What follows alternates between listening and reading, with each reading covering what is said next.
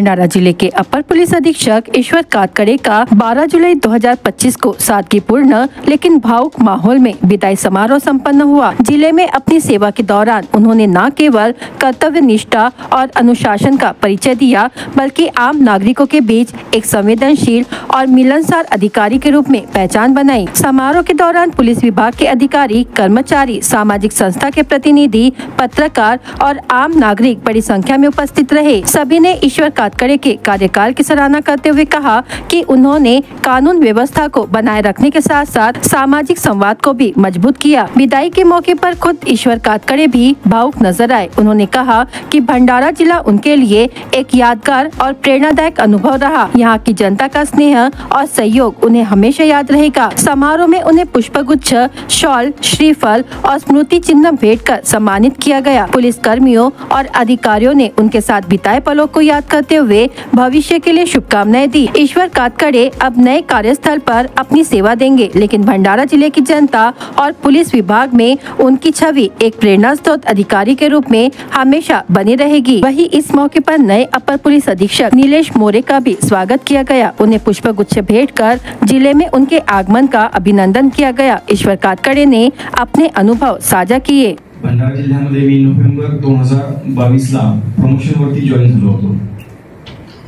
November 22 ते जुलै 25 पर्यंत जवळपास 2.5 वर्षापेक्षा जास्त कालखंड या ठिकाणी मला काम करता आलं आणि या कालखंडामध्ये अनेक महत्त्वाचे बंदोबस्त होते, अनेक महत्त्वाचे गुन्हे घडले होते। जेव्हा जॉईन झालो त्यानंतर थोड्याच दिवसामध्ये सांगलीला एक छोट्या अल्पवयीन मुलीला वृत्ती बलात्कार करून तिला चालवून टाकलं होतं। तो खूप चॅलेंजिंग तास होता आमच्यासाठी। त्यावेळी 3 दिवस त्यावेळी ठाणेदार आमचे बोरकर साहेब होते।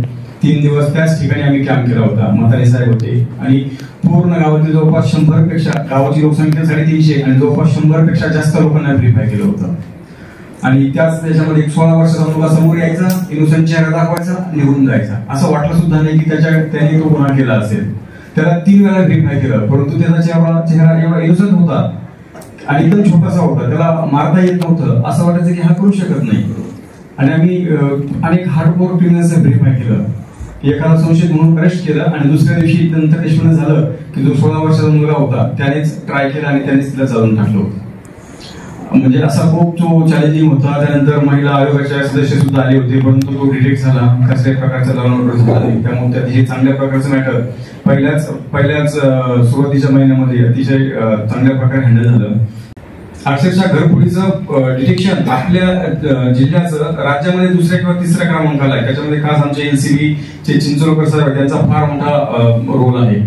आणि सर आपण असताना जी व्हीसी झाली की जेव्हा व्हीसी त्यामध्ये मी अटेंड केलं, त्यामध्ये त्यांनी नाव घेतलं की भंडारा जिल्ह्याचं डिटेक्शन फार मोठं आहे।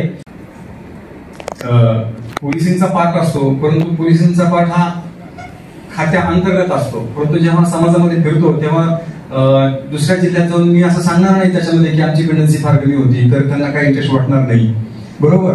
तर जेव्हा आपण बाहेर जातो तेव्हा मग कुठेतरी एक सोशल ऍक्टिव्हिटी असणं गरजेचं असतं। तर सोशल ऍक्टिव्हिटी म्हणून जे अगोदरच्या म्हातारे सरांच्या कालावधीमध्ये ज्या आम्ही अभ्यासिका ओपन केल्या होत्या, मग त्याचाच पार्ट 2 जसं येतं ना राईज अँड रूल, तसा आमचा तो राईज होता। आणि आता सरांच्या कालावधीमध्ये आता पब्लिशचा पार्ट आला, म्हणजे जो आमचा प्रोजेक्ट म्हणजे असं चर्चा करताना म्हटलं की आपण आता एक युट्यूब चॅनल काढूया, मग त्याला नाव दिशा देऊया आणि मग त्याच्यावरती आता बऱ्यापैकी चांगल्या त्याच्यामध्ये इंटरव्ह्यू चालू झालेले आहेत। सबस्क्रायबर सुद्धा आता सुरुवातच आहे, 2000च्या वरती गेलेले आहेत। आणि तिथे जरी गेलो तरी पण मला ते मी वारंवार बघतो। सध्या आता नवीन कलेक्टर साहेबांची मुलाखत सुद्धा पाहिली आणि त्याच्यामध्ये माझी सुद्धा इंटरव्ह्यू आमच्या मित्र शमशेर यांनी रेकॉर्डिंग एडिट करून टाकलेली आहे। म्हणजे काय होतं की आपली कुठेतरी एखाद्या गोष्टीशी नाळ जुळते आणि आपल्याला वाटतं की याच्यामध्ये आणखी इम्प्रूव्हमेंट झाली पाहिजे। म्हणजे खूप चांगला उपक्रम आहे की ज्यामुळे ग्रामीण भागातील गरीब मुलांना फ्री कोचिंग क्लासेस निशुल्क या ठिकाणावर आपण देत आहोत।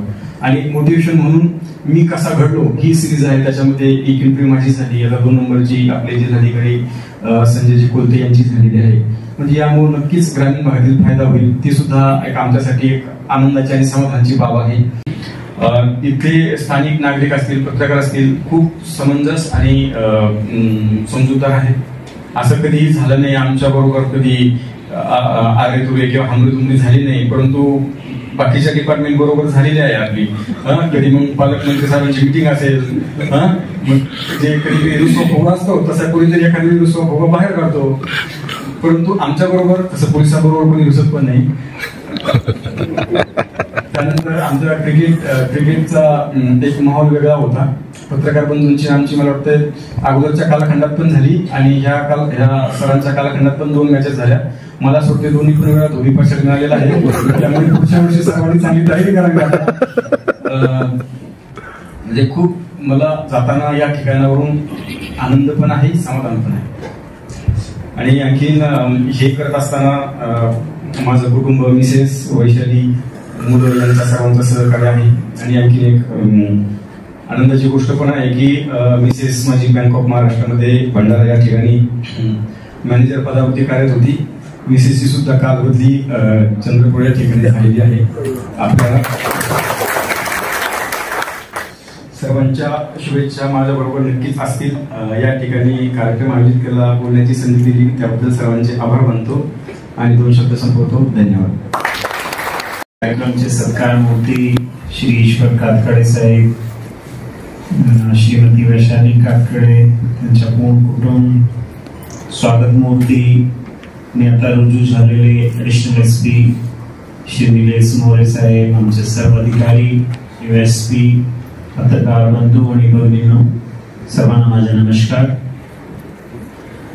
मी 23 ऑगस्ट 2024 ला इथे जॉईन केले आणि जॉईन करताना मला ऍडिशनल एसपी साहेब भेटले. आम्ही त्यावेळेस त्याची पूर्वी वर्धाला होतो आणि वर्धामध्ये काम करताना बरेचदा VC वर, बरेचदा ID साहेबांच्या ऑफिसमध्ये ईश्वर सोबत भेट झाली आमची.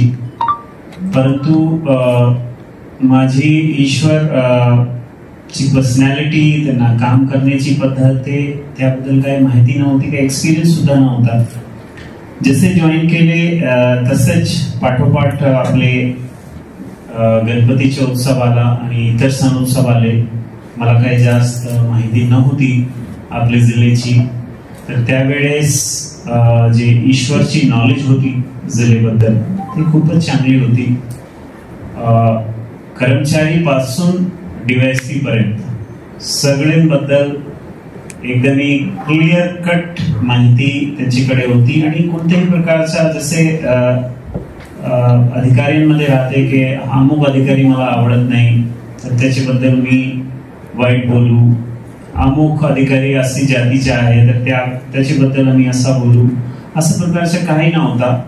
त्यांचा असेसमेंट एकदम लॉजिकल होता आणि जे काम करणारे लोक आहे त्याबद्दल त्यांचा असेसमेंट एकदम चांगला होता. तर मला असं वाटते की 2.5 वर्षाचे आपले कार्यकालमध्ये आपण एक चांगली प्रतिमा इथे निर्माण केली आणि लोकांसोबत खूप चांगला काम केला. आपले पूर्ण फॅमिलीला, आपले पूर्ण कुटुंबाला आम्ही शुभेच्छा देतो. आपली चांगली वाटचालसाठी, पुढील वाटचालसाठी शुभेच्छा देतो. आणि आम्ही अशी आशा करतो की ज्यावेळेस आम्ही चंद्रपूरला येणार तर नक्की आपण आमच्यासाठी तिथे व्यवस्था करणार आहे.